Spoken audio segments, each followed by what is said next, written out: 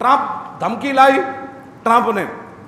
ہوں مولوی پیر تے پاکستانی جتنے بک بک کر دے سن مولوی خادم بڑی سخت تقریریں کرتا ہے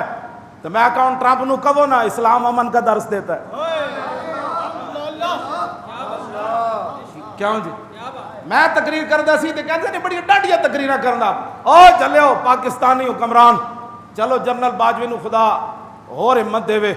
انہیں کم از کم اتنی گل تے کر دیتی کہ ہمیں امریکی امداد کی ضرورت نہیں ہے تو جنیا تھوڑا جا 2 قدم اور ودا یہ ٹرمپ دی ماں بھی نہ مر گئی تھی تو گل کرو ٹرمپ کون ہوتا ہے چوڑا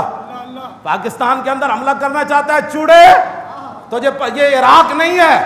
یہ شام نہیں ہے یہ یمن نہیں ہے یہ سعودیہ نہیں ہے جنہوں نے تمہیں تحفے دیے یہاں محمد عربی کے وہ غلام رہتے ہیں جنہوں نے ٹیک دیکھ کر اپنی گردنیں نیچے کر لی تھی ٹینکوں کے نیچے یہاں محمد عربی کے وہ غلام رہتے ہیں جو پھندے کو دیکھ کر بھی مسکرا پڑتے ہیں ہاں تمہیں پتہ ہی تو ویسے لگے تے چڑیاں ماردا رہا ہاں تو لگے تے چڑیاں ماردا رہا اے پاکستان سائیاں والا ہے ہاں جی تینوں کو ہاں یہ سائیاں والا ہے تینوں کو غلط فہمی ہو گئی میں اندر حملہ کروں گا آ نا پتر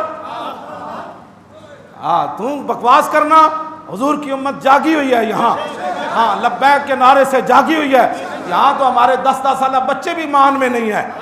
ہاں یہاں خواتین بھی مان میں نہیں ہے وہ بھی کہتی ہے موقع آیا تو ہم عامر کی طرح ہم بچے بھی دیکھ کر دنیا کو بتا دیں گے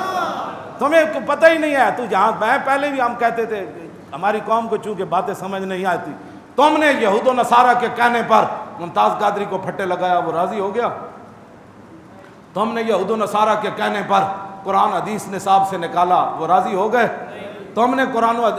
یہود و نصارہ کے کہنے پر ممتاز قادری کو قاتل اور دہشت گرد قرار دیا یہود و نصارہ راضی ہو گئے تم نے نصاب پورا بدل دیا یہود و نصارہ راضی ہو گئے تم نے مسجدوں کے سپیکر اتارے یہود و نصارہ راضی ہو گئے تم نے ہزاروں پرچے کاٹ دیے درود و سلام پر یہود و نصارہ راضی ہو گئے تم نے ننگی بچیاں پرویز مشرف نے ننگی بچیاں مسلمانوں کی بش کو نچا کر دکھائیں وہ راضی ہو گئے کبھی بھی قرآن کا یہ فیصلہ ہے وَلَن تَرْضَىٰ عَنْكَ الْيَهُودُ وَلَا النَّصَارَىٰ حَتَّىٰ تَتَّبِعَ مِلَّتَهُمْ فرمایا میرے حبیب اعلان کر دو قیامت تک امت کو کہ یہود و نصارہ کبھی بھی تم سے راضی نہیں ہوں گے ایک صورت ہے راضی ہونے کی کہ تم اسلام چھوڑ کر یہودی ہو جاؤ یا نصرانی ہو جاؤ اس لیے بہتر یہی تھا کہ انسان یہود و نصارہ کے ساتھ یاری نہ لگاتا میں آپ ایک روایت بیان کر کے اپنی بات ختم کرتا ہوں سید نعیم الدین مراد آبادی نے بھی یہی لکھا